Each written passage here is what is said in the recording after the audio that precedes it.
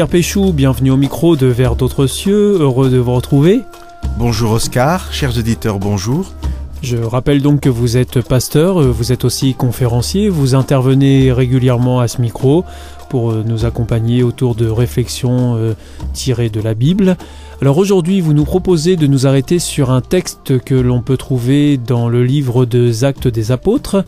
Et il s'agit de deux croyants, Paul et Barnabas, qui se trouvent à Lystre, alors c'est dans la Turquie actuelle. Ils guérissent un impotent qui est là, et à ce moment-là, la foule prend ces deux hommes donc pour des dieux, pour Zeus et Hermès. Alors Paul et Barnabas vont alors expliquer à la foule que ce miracle est l'œuvre de Dieu, et que eux sont de simples hommes. Alors pourquoi est-ce que ça les met dans cet état, Pierre Péchou, Paul et Barnabas, d'être pris pour des dieux? Est-ce qu'au fond c'est si grave que ça?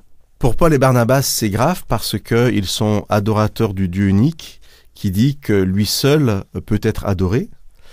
Et c'est grave parce qu'en fait, la foule considère Paul et Barnabas pour des dieux. Ils pensent que Barnabas, c'est Zeus et Paul Hermès. Et ce qui se faisait à l'époque, on offrait des sacrifices, ils veulent offrir, voilà, tuer des bêtes, offrir des sacrifices, adorer en fait Paul et Barnabas. Donc voilà, pour dire ça simplement, Dieu nous dit qu'il est seul capable d'être adoré, et donc Paul et Barnabas ne veulent pas être adorés à la place de Dieu.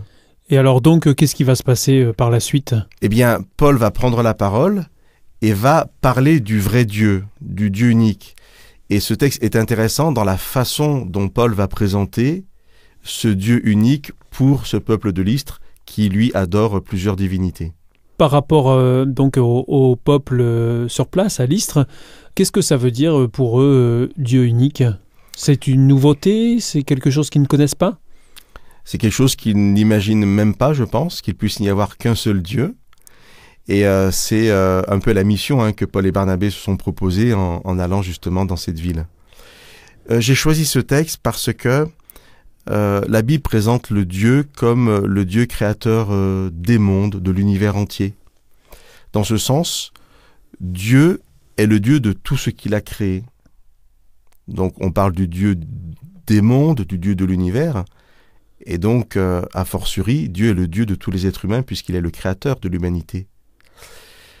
Quand je dis ça, je suis en train de dire que le Dieu de l'Ancien Testament n'est pas le Dieu des Juifs, le Dieu du Nouveau Testament n'est pas le Dieu des chrétiens, c'est le Dieu de tous ceux qu'il a créés, de toutes les populations, de toutes les nations sur la terre.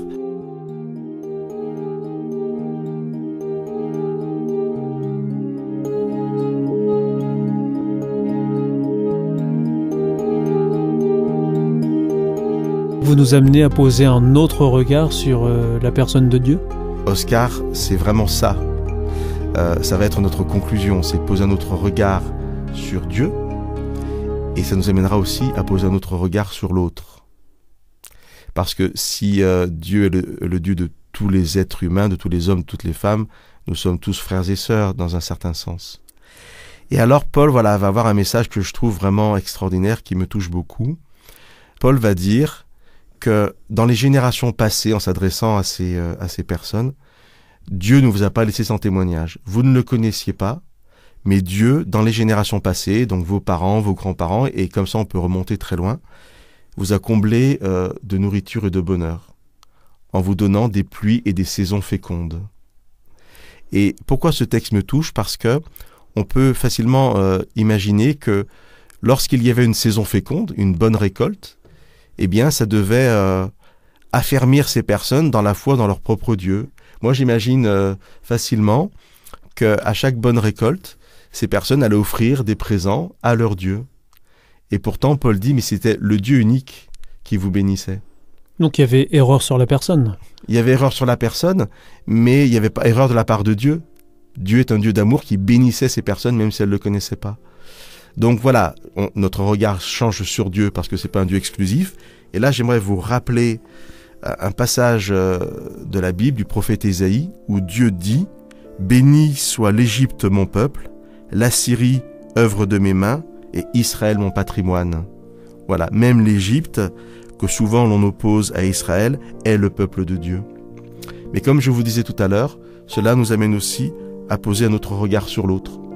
L'autre n'est pas celui qui adore de faux dieux. L'autre est celui qui est aussi béni par le vrai Dieu, même s'il ne le sait pas. Et nous sommes tous, de cette manière, frères et sœurs en humanité.